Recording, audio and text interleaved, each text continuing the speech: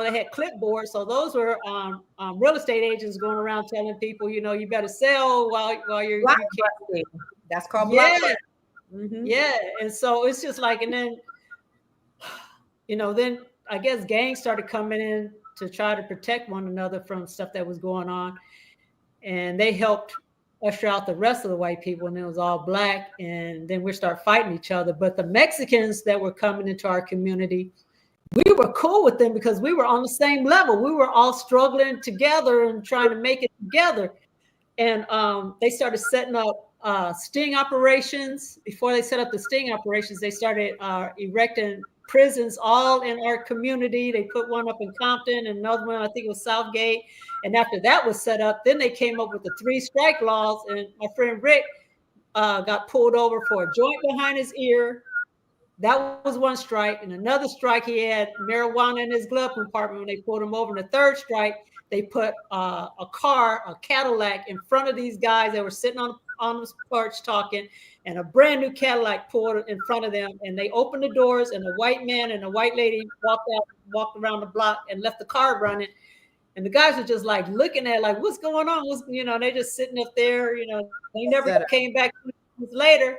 One of the guys looked over and said, hey man, this is a brand new Caddy. You can still smell the leathers, come here, check this out. And they're like looking at the car, and they didn't take off with the car. So it was like 45 minutes past. And then all of a sudden, boom, all these police cars came in and helicopters and all of that. And they had him on the ground. And so Rick went to jail for the 3rd time, and they were trying to put him in prison for life, 3 strikes. So they built up all these prisons. So now you got free labor again, because you're free unless you are a prisoner, and then, you can be used as a slave. So all this stuff is happening.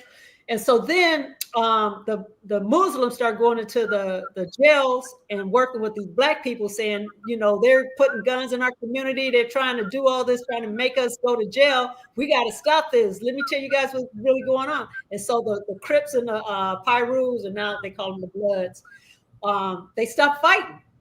So there's no more reason to incarcerate anybody because nobody was fighting. The drugs stopped. And then my friend Lavelle got shot by a drive-by.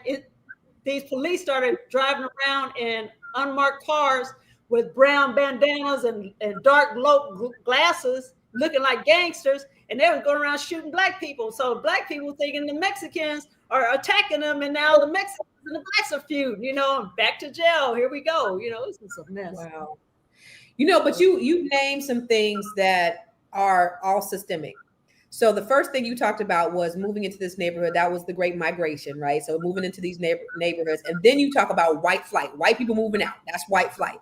And then you talked about urban decay, how all the economies, they bankrupt the economy. So now the stores are gone. Now you're starting to see, the blight that's going on in the neighborhoods. And because again, they're food deserts, and now these are looking like war zones. And then you have COINTELPRO who comes in, or the CIA will say, comes in, dropping these guns and these drugs off into these neighborhoods. So now we don't got to lynch you.